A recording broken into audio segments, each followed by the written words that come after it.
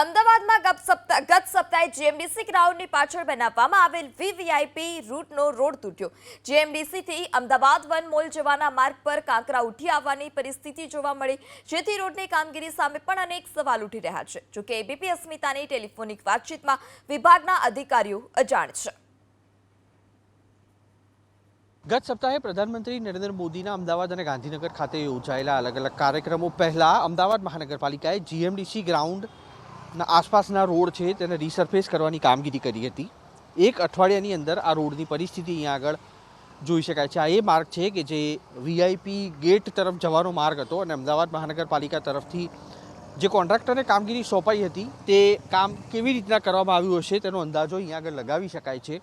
માત્ર એક અઠવાડિયાની અંદર આ રોડ કેવી રીતના તૂટી શકે અને તેની પાછળ શું ગણિત છે તેનો જવાબ અમદાવાદ મહાનગરપાલિકાના અધિકારીઓ પાસે પણ નથી। જ્યારે ટેલિફોનિક માહિતી માટે તેમનો સંપર્ક કરવામાં આવ્યો તો તેઓ સંપૂર્ણ વાતથી અજાણ હોય તે પ્રકારની પરિસ્થિતિ જોવા મળી।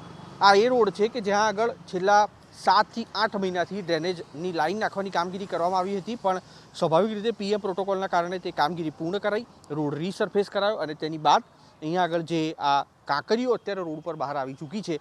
આગળ પણ આપણે લઈ જઈશું કે જ્યાં આગળ વાહન ચાલકો આ રોડ પરથી પસાર થતા હોય તો તે લોકોના વાહનો અહીંયા આગળથી કેવી રીતના નીકળી શકે તે અહીંયા આગળ જોઈને અંદાજો લગાવી શકાય છે। અમદાવાદ મહાનગરપાલિકાના અધિકારીઓ છે અને તેમના તરફથી જે સોંપવામાં આવતી કોન્ટ્રાક્ટરોને કામગીરી છે તેનું ઉદાહરણ અહીંયા આગળ સામે આવી રહ્યું છે કે કેવી વેઠ ઉતારવામાં આવે છે, અને એ પણ આટલી ગંભીર બાબતમાં કે જ્યારે ખુદ દેશના પ્રધાનમંત્રી અહીંયા આગળ આવતા હોય અને તે વખતે રોડ કેવો બનાવવામાં આવ્યો છે કે એક અઠવાડિયું જેટલો સમય અહીંયા આગળ થયો છે અને તેની પહેલાં રોડ છે તે તેની મુખ્ય હાઇટ કરતાં ઉપર આવી ગયો છે અને અલગ અલગ સ્થળોએથી કાંકરી નીકળવાની શરૂઆત થઈ ગઈ છે।